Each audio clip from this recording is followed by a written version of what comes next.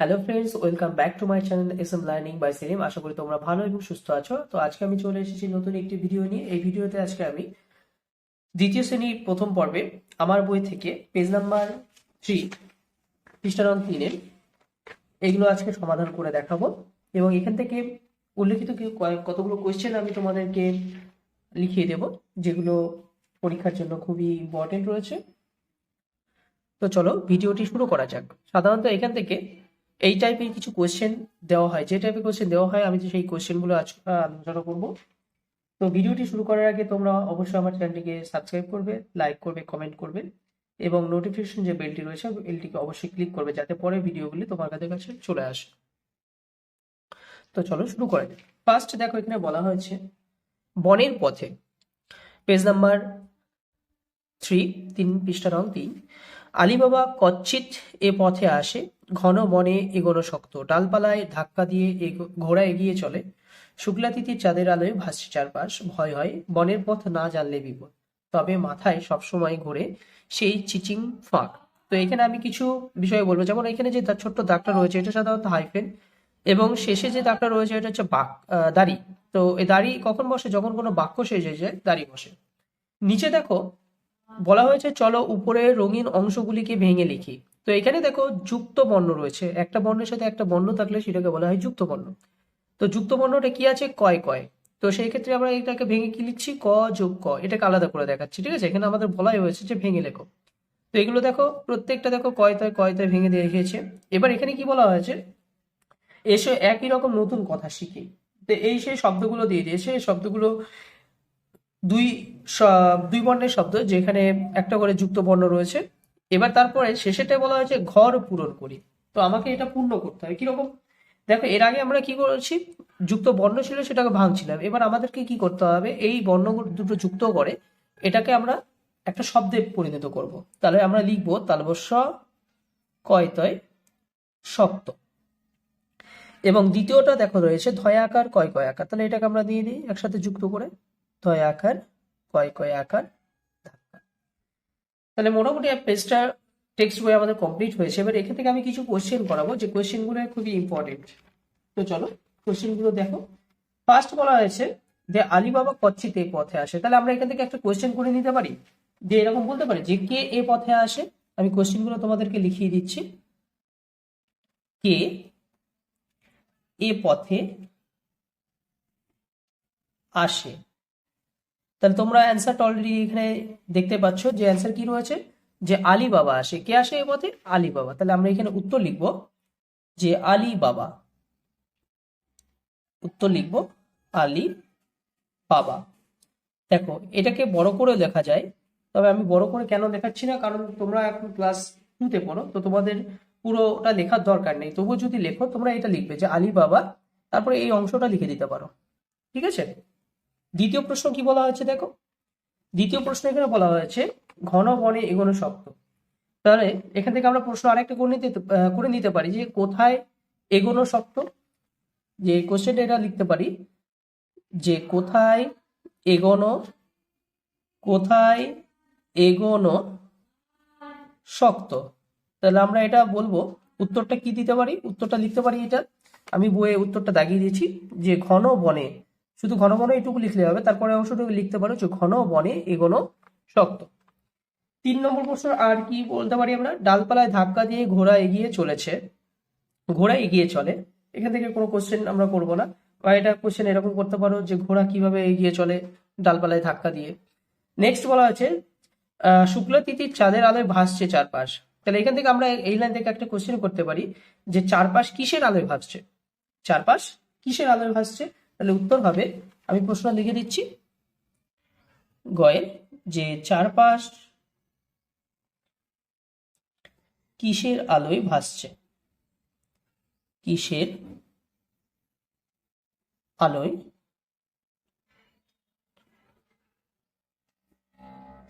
ভাসছে? তাহলে উত্তরটা কি? উত্তরটা আমি বলে দিচ্ছি, দেখো শুক্লা তিথির চাঁদের আলোয়। নেক্সট বলছে ভয় হয় বনের পথ না জানলে বিপদ। তার ভয়টা কিসের জন্য হয়? কারণ বনের পথ যদি জানা না থাকে, তাহলে আমরা এটা এখানে আরেকটা কোয়েশ্চেন দিয়ে দিই, যে ভয় কিসের জন্য হয়, বা এটা বলতে পারি ভয় হয় কিসের জন্য? ভয় হয় কিসের জন্য? তাহলে উত্তরটা আমি দেখিয়ে দিচ্ছি তোমাদেরকে। উত্তরটা এইটুকু লিখবে যে বনের পথ না জানলে। বনের পথ যদি কারো জানা না থাকে তাহলে অবশ্যই তার ভয় হবে, তাই না? নেক্সট হচ্ছে তবে মাথায় সবসময় ঘোরে সেই চিচিং ফাঁক। তাহলে এখান থেকে আরেকটা কোয়েশ্চেন করে দিতে পারি এই লাইন থেকে, যে আমরা বলতে পারি যে মাথায় সবসময় কি ঘোরে। কি বলবো আমরা? যে মাথায় সবসময় কি ঘোরে? মাথায় সব সময় কি ঘোরে? তো এই পেজের লাস্ট কোয়েশ্চেন এটা। তো উত্তরটা কি দেবো? উত্তরটা লিখবো যে মাথায় সবসময় ঘোরে, এটুকু লিখলে হবে মাথায় সবসময় ঘোরে সেই চিচিং ফাঁক। নেক্সট আমরা দ্বিতীয় পেজে আসবো, 4 নম্বর পৃষ্ঠা। 4 নম্বর পৃষ্ঠা আজকে সমাধান করে দেখাবো। তো এখানেও একটা গল্প উল্লেখ করেছে, দেখো বলা হচ্ছে কি, ঘুড়ি ওড়াবার দিনে শুক্রবার এলে বিক্রমের ভারী মজা, সামনেই শনি রবির ছুটি, ও আর টিপু ঘুড়ি ওড়াতে দক্ষ, ঘুড়ি ওড়ানোয় ওদের সমকক্ষ কেউ নেই। দেখো এর আগে 3 নম্বর পৃষ্ঠাতে আমি যেটা তোমাদেরকে পড়িয়েছিলাম, ঠিক বর্ণগুলোকে যুক্ত করা ভাঙা, এখানেও ঠিক একই রয়েছে। তোমাদেরকে বর্ণগুলোকে এবার এখানে দেখো ঘরটা পূরণ করতে বলছে। তার মানে কি, বর্ণগুলো যেটা রয়েছে এটাকে পূরণ করে দেখো। তাহলে আমরা লিখবো ক্রমশ, কয়রা ফলা ম তালবস্য। যখন তোমাকে ঘর পূরণ করতে বলবে তখন এই যোগ চিহ্নগুলো উঠিয়ে দেবে। এটা হবে সক্ষম, দন্ত স যুক্ত খ ম। এটা আমরা কি লিখবো? এটা লিখবো ক্রমিক। এই শব্দটা হবে ক্রমিক, কয়রা ফলা ময়সী ক, ক্রমিক। এবং শেষ শব্দ যেটা রয়েছে শিক্ষক, তাহলে এটা লিখবো আমরা শিক্ষক। লিখতে একটু অসুবিধা হচ্ছে। তাহলে শয়সী যুক্ত খ ক, শিক্ষক। তো শব্দগুলো কি হয়েছে দেখে নাও। প্রথম যে শব্দটা তৈরি হয়েছে ক্রমশ, দ্বিতীয় শব্দ তৈরি হয়েছে ক্রমিক, তৃতীয় শব্দ হচ্ছে সক্ষম, এবং চতুর্থ শব্দ যেটা হচ্ছে সেটা হচ্ছে কি, শিক্ষক। তো এখান থেকে আমরা এবার প্রশ্ন তৈরি করব। প্রশ্নটা আমরা লিখতে পারি পৃষ্ঠা নং 4-এর প্রশ্ন, এবং এটা হচ্ছে পৃষ্ঠা 3-এর। তো 4-এর থেকে আমরা 4-এর যে স্তবকটা তুলে দিয়েছিল এখান থেকে আমরা কিছু প্রশ্ন উল্লেখ করব। কি লিখবো? যে শুক্রবার এলে ভারী মজা, তো ভারী মজাটা কার এবং কোন দিনে? তাহলে আমরা লিখতে পারি যে বিক্রমের ভারী মজা কেন। আমরা ফার্স্ট প্রশ্ন এখান থেকে দেব যে বিক্রমের ভারী মজা কেন, বা কোন দিন এলে বিক্রমের মজা হয়। তাহলে আমরা ফার্স্ট কোশ্চেন লিখব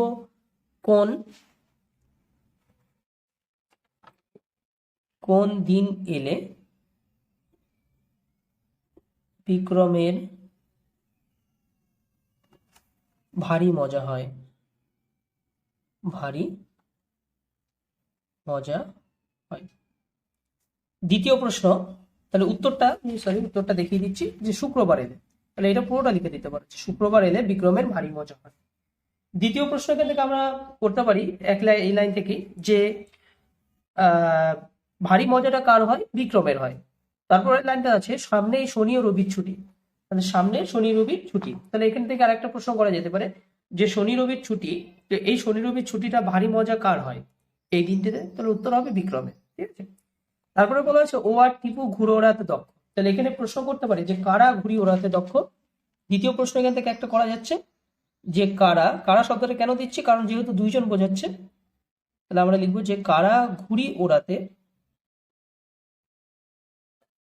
দক্ষ। তাহলে এখান থেকে আমরা উত্তর লিখব যে ঘুড়ি ওড়াতে দক্ষ কারা। এখানে উত্তর রয়েছে টিপু, এবং আরেকটা হচ্ছে বিক্রম। বিক্রম এবং টিপু এরা ঘুড়ি ওড়াতে দক্ষ। নেক্সট এখান থেকে আর কোনো কোশ্চেন করা যাবে কি দেখা যাক। বলেছে ওদের ঘুড়ি ওড়ানোয় ওদের সমকক্ষ কেউ নেই। তাহলে কোন কাজে সমকক্ষ কারা? টিপু এবং বিক্রমের সমকক্ষ কেউ নেই। এখান থেকে আরেকটা প্রশ্ন করা যেতে পারে যে কোন কাজে বিক্রম ও টিপুর সমকক্ষ কেউ নেই? তাহলে উত্তর হবে ঘুড়ি ওড়ানোয়। ঠিক আছে। তাহলে আমরা 3 নম্বর কোশ্চেনটা লিখে দিচ্ছি যে কোন কাজে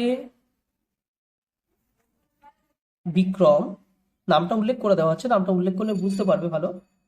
ও টিপুর সমকক্ষ কেউ নেই।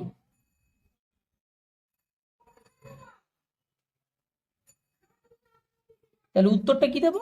উত্তরটা আমরা লিখবো যে ঘুড়ি ওড়ানোই। এখানে দেখো লেখা আছে ঘুড়ি ওড়ানোই, তাহলে ঘুড়ি ওড়ানোই ওদের সমকক্ষ কেউ নেই।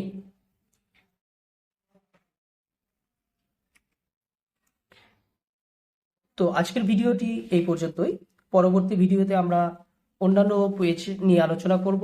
শুধুমাত্র দ্বিতীয় শ্রেণী নয়, তৃতীয় চতুর্থ শ্রেণী, পঞ্চম ষষ্ঠম সপ্তম অষ্টম, পঞ্চম ষষ্ঠ সপ্তম সমস্ত ক্লাসেরই আমি ভিডিও আপলোড করব। ঠিক আছে, যেমন 5, 6, 7, 8 এর যে টেক্সট বই রয়েছে, টেক্সট বইয়ের যে কোয়েশ্চেনগুলো রয়েছে সেই কোয়েশ্চেনগুলো আমি সমাধান করব, সমাধান করে তোমাদেরকে দেখাবো, এই ভিডিওতে ছাড়বো। তো ভিডিওটি যদি ভালো লেগে থাকে অবশ্যই আমার যে চ্যানেলটি রয়েছে এসএম লার্নিং, আমার চ্যানেলটিকে সাবস্ক্রাইব করবে এবং ভিডিওটি ভালো লাগলে অবশ্যই একটা লাইক করবে।